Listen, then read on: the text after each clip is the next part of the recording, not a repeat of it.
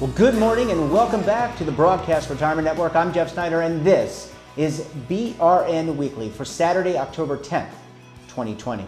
And our top story today, we'll take a look at European views on sustainable investing and discuss how they differ with those here in the US. Well, joining me now to discuss this and more is Bob Colley. He's the principal with Colley ESG. Bob, thanks so much for joining us on the program this morning. No problem. It's great to be here. Yeah, it's great to talk with you. And, we've talked about ESG from the perspective of the U.S. on our program numerous times, but I think it makes sense to kind of weave in the European perspective and what's happening around the globe in ESG. And you're the perfect person to do that. So what can you give us in terms of your perspective around European ESG?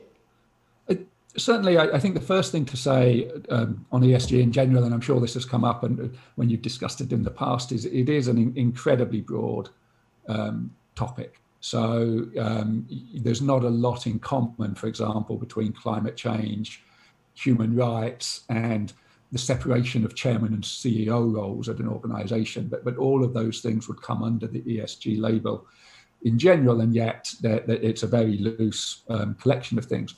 So when we're looking at ESG from the European perspective in particular, some of those issues are a bigger deal here than in the US, and some of them that maybe don't get as much emphasis as in the US.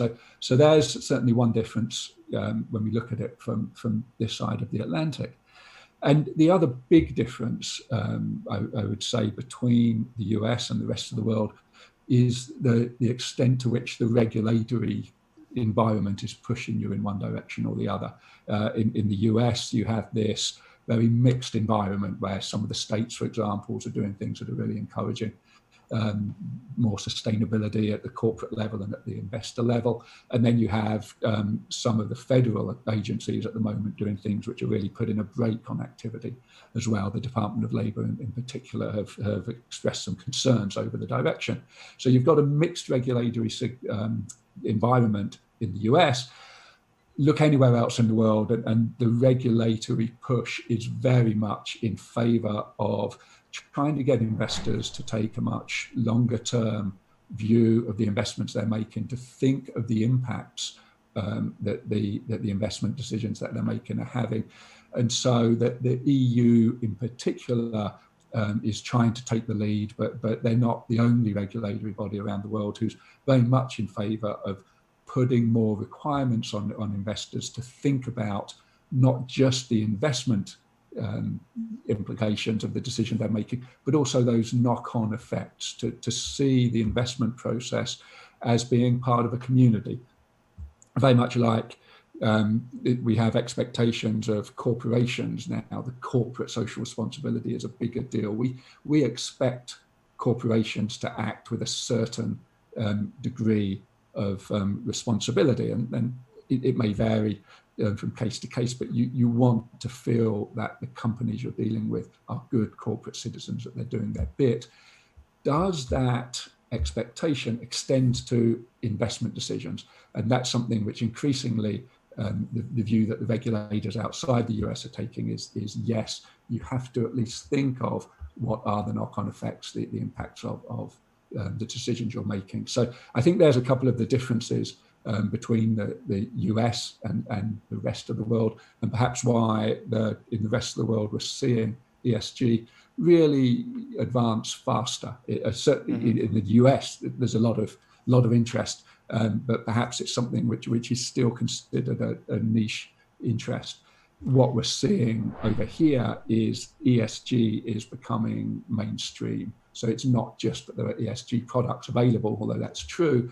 It's that any investment process is paying more attention now to what are the ESG considerations that we need to take into account as we assess an investment opportunity. What are the risks that are being borne? And as I said at the beginning, they might be environmental risks. Those are relevant to some companies, but not to others. But you can't make an investment decision around BP or Shell or ExxonMobil, Chevron or whoever without thinking about what is the future of energy globally? And Right. it's not easy to answer that question, but you have to think about that.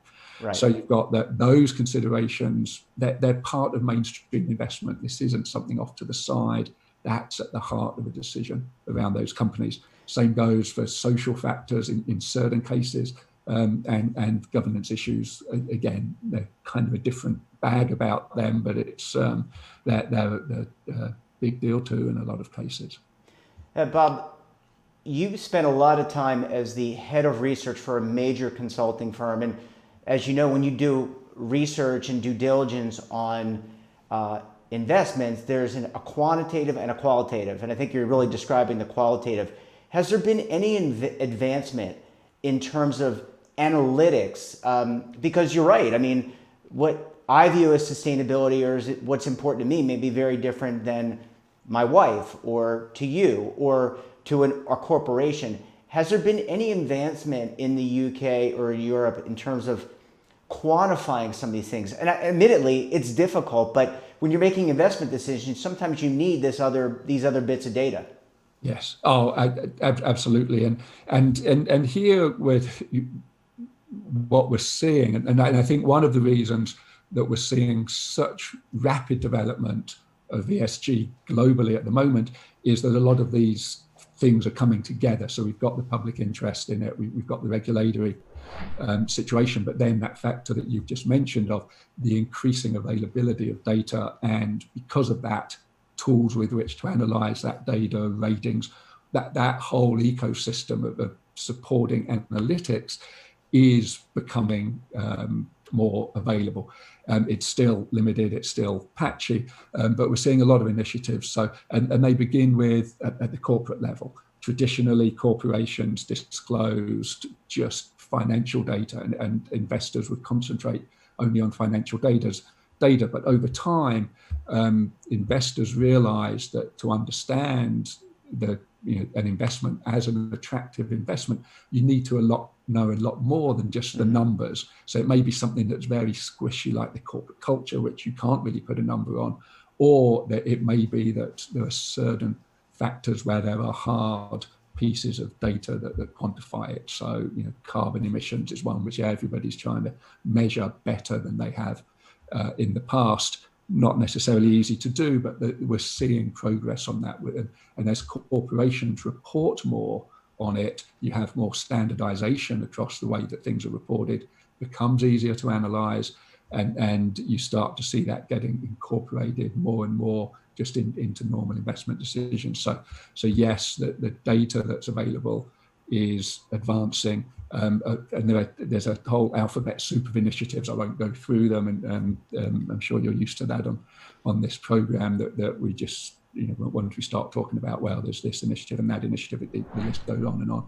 So there's a lot of efforts to have better data available to investors as they look at ESG, and that complements. There are aspects of it that will never be. It's not like profits. When you're talking about the social factors, what's your human rights record? What are your employee relationships? How do you get on? If you're a logging company, how are you getting on with the people whose land that you're logging on? All of those questions, which might be less amenable to exact quantification, you can quantify to some extent, and that's definitely the direction that we're going in.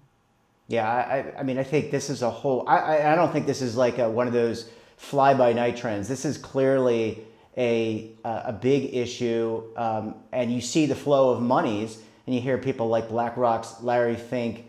You see other Morgan Stanley, General Electric offering up thoughts around sustainability and what that means, and climate change. So this is something that's going to be very important. And at the end of the day, we're all on the same planet. We're all kind of in this together. I know it sounds very cliche. I hate using cliches, but I might as well use one on this program. We've got about a minute left. What about other, we're talking about Europe, but what about other continents, Africa, Latin America, South America, Australia? I would imagine that these are also important trends there as well. Yes, and here when we're looking at it from the investment point of view, that's dominated clearly by Europe, North America, Asia. There's large investment pools there, and as I mentioned at the start, the emphasis is actually quite different there. I think they see governance, for example, very differently than we see it in the West. Australia is very, very interesting in terms of the debate down there. When it comes to corporate responsibility as opposed to purely just the investment side of things and the ESG investment side of things, then yes, it is a global trend, and we're seeing some things moving in concert all around the world, but a lot of the time there is a very much a local flavor to the way that's manifesting itself. Yeah, well, we're going to be watching this one. This is so important for a lot of reasons, especially for people who are investing in retirement plans, because I know they want more and more access to these types of funds. Bob, always a pleasure chatting with you. Really interesting to get the European perspective. Thanks so much for joining us on the program, and we look forward to having you back very soon. Great. Thanks. Thank you. Thanks, Bob. Great to see you. Thanks for sharing your perspective. And when we come back, we'll take a look at some of our best segments for the week. You're going to want to stay tuned right here on BRN Weekly.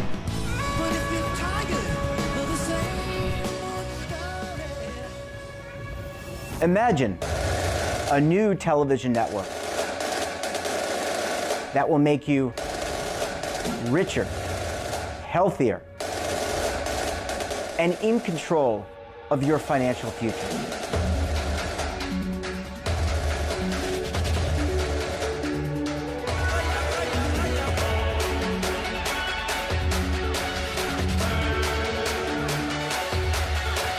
This network is for the policewoman in Nashville, Tennessee, the baker in Dubuque, Iowa, the teacher in Lexington, Kentucky. We want to make the idea of savings and retirement culturally relevant. But what do you see as a defining issue of the midterms, especially for the smaller businesses? I mean, they are the lifeblood of the American economy.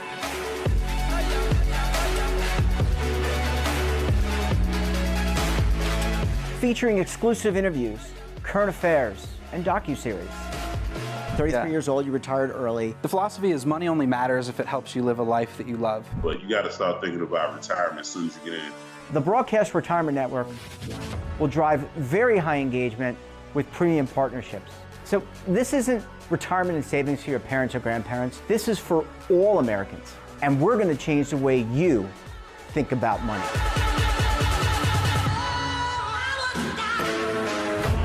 Welcome to the next frontier of retirement and savings. This is BRN, the Broadcast Retirement Network. The windows on our homes, they protect us and the ones we love, but they do much more. At Renewal by Andersen, making your home more comfortable is at the center of every window we make. It's why we custom build our windows in America and install them in as little as 1 day. It's why we build our frames with exclusive FIBREX composite material that's 2 times stronger than vinyl. It's why our glass helps keep your home warmer in winter, cooler in summer, and quieter all year long. It's why we stand behind every window with a 20-year limited warranty. Why not help lower your energy costs while giving your home and family the best? Call 1-800-835-6525 to schedule a free in-home consultation. Buy one, get one at 40% off with this special offer. Plus, get special financing with no money down, no monthly payments, and no interest for 1 full year. Renewal by Andersen, the better way to a better window. Call 1-800-835-6525 now. Welcome back. On Monday, I sat down with Joe Rollison. He is the CEO and founder of 3+1 Advisors, and we discussed cash management of cities and states. Let's take a look. What you find with public entities is that they tend to have a lot of bank relationships because of the banks that are in the communities that they serve. And at the same point, they have a tremendous number of bank accounts with each bank. So what happens is that they collectively get tens to hundreds. We even have one public entity has over 1,000 bank accounts. And they look at their cash and how money flows through singularly at each account. They'll reconcile every single account. But how that all comes together is what we've been able to create the technology with our liquidity management. With our CashFest platform, we were able to take and look at these public entities and give them a full picture. And that's what they need to do, is be able to see that they actually have an asset that can generate revenue for them.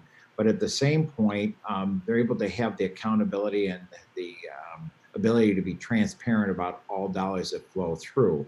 But you'll find, because they are stressed with less resources, now with the COVID-19, they're having to work remotely, which they were not prepared for. They did not have the technology or the processes in place or procedures to work remotely. So as a result, they sort of had the perfect storm that arose this last 6 months. But I have to tell you, one thing about public entities, they always are raised to the challenge. And when they do that, they always will work to try to find what can they do to be able to serve the public and those that are their taxpayers and residents. And they always will find a way to make it work, and they have. And that's what I've been very impressed by with this, Jeff, is the very fact that with these challenges and with having to move to technology that they never thought they would have to do, they really have arisen to the occasion to make this work. And it's been one where they've had to take and be creative in the sense of helping those that they're serving and that are struggling during this time. At the same point, being able to know that they've got to drive solutions that are going to help not just in 2019, but also into 2020. So they've had to be creative. And at the same time, helping the public, that I think both sides, this came as a surprise to both sides. And as a result, you've been finding a real collaboration to try to be creative of helping with the dollars that have come from the stimulus package. Right. Those that came directly to the public entities that qualified, that had 500,000 or more of residents, that they were able to qualify for those dollars. And they've been able to apply it towards certain type of costs that were up and above, that were unexpected. At the same time, we're finding, though, Jeff, that a number of the communities that have received money have been trying to find ways to use it to help cover for the tax shortage, or to help those residents and businesses that have had a struggle. So they're trying to find ways. They can't use it for revenue loss, but they can use it to help them fill the gaps for those that are just struggling right now. With the need to work remotely, different individuals of an office that could be across the desk from each other had to find ways to be able to communicate remotely, whether it be through their iPhone or whether it be through the computer. But you saw a change of information occur that really allowed them to even realize that there was more information that they had to rely on, and had to take it to one another in a fashion that I think was at a much greater speed, and in ways that were able to allow them to be able to communicate in a different way. Even though you're across the desk from one another in a public entity, in a office, the remoteness allowed to probably have a little bit more use of the technology than what they were accustomed to. And as they found the power of the technology, they were able to use that and be able to switch over the information at a much quicker speed with greater accuracy, and at the same point would also create, I think, very strong transparency as a result. And there's great technologies out there that allow you to encrypt, able to use passwords. At the same point, for example, we mask all information so that if anything's ever sent over back to a client, is completely masked, so it can't be hacked at all from that standpoint. So from that, I think the banks are being very, very aggressive about making sure that new technologies are adapted. But in between that, the new fraud protections continue to be applied. And all of that, I think there's been a lot of concern with that, to make sure that emails are accurate, to make sure the information that's being sent is being received, and you can see that it's been received by who it's been received by. So a lot of priorities, and that's been part of the new procedures and policies that we're seeing in place with electronic policies that we make sure every single client now has, because of that very fact. Is when you have that kind of flow of information, believe me, they're out there looming out there are hackers that are looking to try to get that information. So I think there's a lot of attention being given to that, Joe. I also spoke with ABC 10 in Sacramento's Brittany Begley about reskilling and repositioning yourself to advance in your career. Let's take a look. I think it really comes from my darkest hour of when I was pregnant with my son. I was waiting tables, and I had this pressure on myself of, my God, I cannot disappoint my son. Like, I need to bring more value to his life. So I was pregnant at the time, and I just knew that I wanted to be on TV, and I had to figure it out. And a lot of it was I had to convince myself I was worthy of good things, because I think at that time in my life, I had beaten myself down so much with my negative self-talk. I didn't feel worthy. However, I was in a situation where I was responsible for somebody else, and that really woke me up of, I have got to get this done for my son's work. And so that was how I started my journey. And so being older in the newsroom as an intern, you know, I'm an intern, but I'm the same age as everybody else, or maybe older with a family. And I had to find a way not to feel sorry for myself, but find out what value I could bring to that news team at the time. And so when I went into that newsroom, being older and more experienced, I was able to identify a thought process that no one was saying. Because if you hire everybody at a certain age, you're always going to have this certain viewpoint, but you need somebody outside of that to give a voice to young mothers or people that are reinventing themselves, going back to school or struggling. I can't have a viewpoint of everybody who's financially wealthy and life is good. No, I need somebody to relate to me, saying, hey, times are tough. I only have $5 and I need to provide for my family groceries, a dinner. How am I going to do that? So it was a really exciting moment in my life to embrace my mess. I think there are a couple of reasons. One, I used to work in Columbus, Ohio. We had severe weather, and I felt the need that responsibility of so many people watching. I have to keep people safe. So the more I know, the more than one thing, right? Because our business is competitive. And so the more I can offer, the longer I'll stay in business is how I look at it. But I had to go through, I'm not smart enough. Well, can I go back to school? Can I afford to go back to school? That was a big one. But once I worked through those problems, here I am. And now I put myself in a position when a lot of people at our newsroom couldn't, have to work from home or are afraid to, are they going to have a job? But I put myself in a position where I can anchor, I can report, I can do traffic, I can do weather. So I can offer a lot more things. And that came from a place of being rejected, saying, you don't offer enough, I can't renew your contract. And I said, that's never going to happen again. If I have to work 20 hours a day, it will never happen again. The program works 3 years. It's going to take me 4, but you do it 2 classes a semester usually. And some of the classes are hard, but they kind of do a hard class with a softer class, right?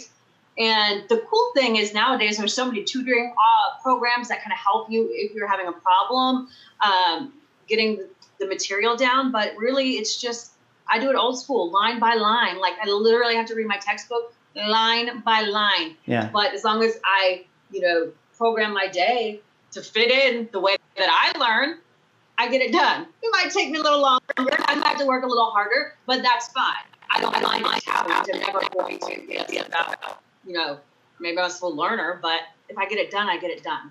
Oh, I would say one of the things I really had to do is every night before I go to bed, I have this exercise, and it's where I write down my fears of whatever it is that I'm fearing for the day, because I have so many responsibilities. And then I rewrite those fears.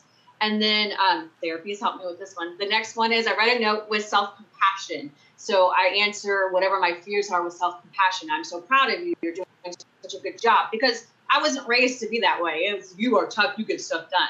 So kind of to bring that soft side to myself. And then when I'm done with all of that, then I go through and I write who I want to be. So I can be forward thinking, not thinking of the past and all the mistakes I made and all the things I hold against myself, but a clear vision of who I want to be. And that's really helped me find that why of why I work so hard. And I found myself in this whole process, and I'm so grateful for that.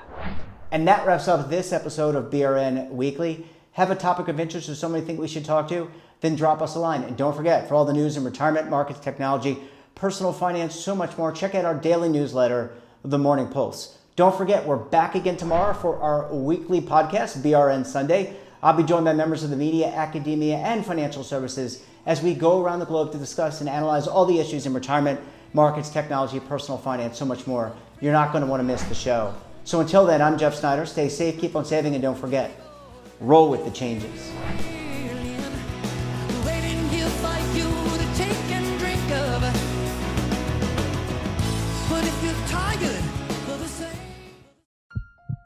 Are you being audited and do you owe the IRS $10,000 or more in back taxes? Is the IRS threatening to take more of your money? Don't fight the IRS alone. The Tax Doctor is here to help you negotiate your tax bill and reduce your stress. The IRS can freeze your assets and seize your bank accounts, but you can stop these IRS actions. The Tax Doctor will work with you using our years of experience to represent your case to help you get the best resolution under the IRS guidelines. Help is here to deal with the IRS to reduce your stress. We've handled thousands of cases, so we know what we're doing. If you owe $10,000 or more in back taxes, do not call the IRS alone. Call a Tax Doctor now for a tax emergency analysis. Call 800-224-6439.